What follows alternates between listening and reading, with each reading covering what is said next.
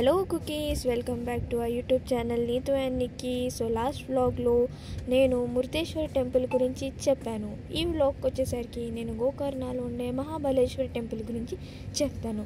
First అయితే ఈ temple ఎంత యూనిక్ అంటే అంత యూనిక్. గోకర్ణ అని ఎందుకు పిలుస్తారంటే అఘనాశిని ఇంకా గంగావతి అనే రెండు నదిల మధ్యలో అయితే ఈ గోకర్ణ అనేది ఉంది. ఈ రెండు నదులు ఎలా ఉంటాయంటే గోవు చెవు ఆకారంలో అయితే ఉంటాయి, కాబట్టి దీనికి గోకర్ణ అని పేరైతే వచ్చింది. ఈ ఆలయం ఒక స్థల పురాణం ఏమిటంటే రావణాసుడి ఒక తల్లి కైకాసికి శివుడి పైన అపారమైన భక్తి, కాబట్టి ఆ భక్తితో ప్రతిరోజు ఇసుకతో శివుడి లింగాన్ని చేసి దాన్ని పూజించి మరుసటి రోజు మళ్ళీ పూజించడానికి వచ్చేసరికి సముద్రం అలలు శివుడి లింగాన్ని తీసుకెళ్ళిపోయేవి. కాబట్టి మళ్ళీ ఇసుకతో చేసి మళ్ళీ పూజించి మళ్ళీ మరుసటి రోజు వచ్చి చూసేసరికి సముద్రం అలలు మళ్ళీ తీసుకెళ్ళిపోయేవి.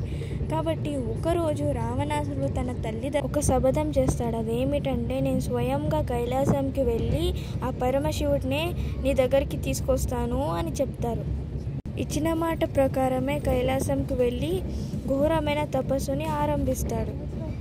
నారదుడు అదంతా చూసి భయపడి నారాయణ దగ్గరికి వెళ్ళి, నారాయణ, ఈ ఘోరమైన తపస్సుకి శివుడు గనక మెచ్చినట్లయితే చాలా ఘోరం జరగవలను అని చెప్తారు. నారాయణ ఏమో చిన్నగా నవ్వి నారదుడిని భయపడద్దు అని చెప్తారు.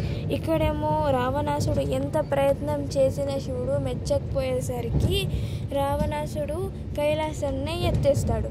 అప్పుడు శివుడు బొటని వేలుతో కైలాసాన్ని ఒక్క నొక్కుతారు. అప్పుడు శివుడు భక్తికి మెచ్చి రావణాసుడికి ఏం కావాలో అడుగుతాడు.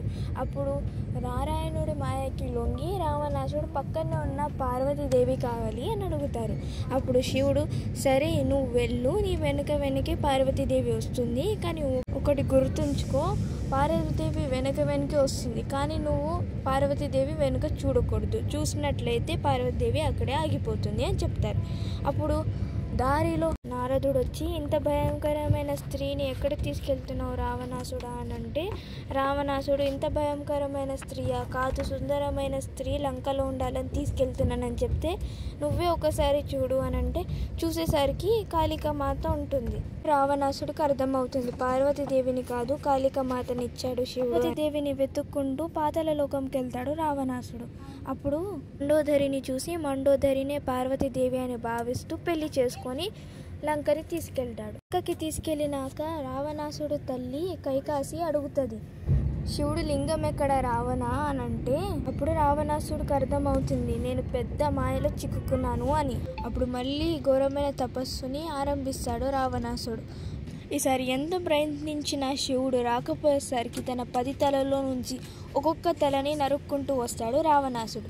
అప్పుడు శివుడు మెచ్చి ఏం వరం కావాలో అని అడుగుతాడు. అప్పుడు బదులుగా రావణాసుడు అడుగుతాడు, నాకు ఆత్మలింగం కావాలి అని. అప్పుడు శివుడు ఇస్తాడు ఆత్మలింగాన్ని, కానీ ఒక నియమంతో. అదేంటంటే ఆత్మలింగాన్ని ఒక్కసారి నేలపైన పెడితే అది నేలకే అతుక్కుంటుంది. పరమశివుడు పెట్టిన నియమానికి ఒప్పుకొని ఆత్మలింగాన్ని తీసుకుని లంకకి బయలుదేరుతాడు. నారదుడు ఇదంతా గణేశుడికి చెప్తాడు. అప్పుడు గణేశుడు నవ్వి, నేను ఇదంతా చూసుకుంటాను, నువ్వు భయపడకు నారద అని చెప్తాను. అందరికీ తెలుసు కదా రావణాసుడు బ్రాహ్మణుడు అని, అంటే ప్రతిరోజు సంధ్యావందనం చేస్తాడు. ఇదే గుర్తించిన గణేశుడు మానవ బాల రూపంలో దర్శనమిస్తాడు గణేశుడు. అప్పుడు విష్ణుమూర్తి తన విష్ణు చక్రాన్ని సూర్యుడికి అడ్డంగా పెడతాడు, త్వరగా సంధ్యా సమయం అవ్వాలని. ఇది గమనించిన రావణాసుడు సంధ్యావందనం చేయాలని ఆరాటంలో అటు కింద పెట్టలేక ఎక్కడ పెట్టాలో అని అర్థం కాక ఎదుటనే ఉన్న బాల రూపంలో ఉన్న గణేశుడికి కొద్దిసేపు పట్టుకోమని ఇస్తాడు. ఇప్పుడు గణేశుడు తీసుకొని ఒక నియమం పెడతాడు. అదేంటంటే, నేను బలశాలిని కాదు, కాబట్టి ఎప్పుడైతే నేను ఆత్మలింగాన్ని మొయ్యలేకపోతున్నానో అప్పుడు నేను 3 సార్లు నీ పేరుని పిలుస్తాను.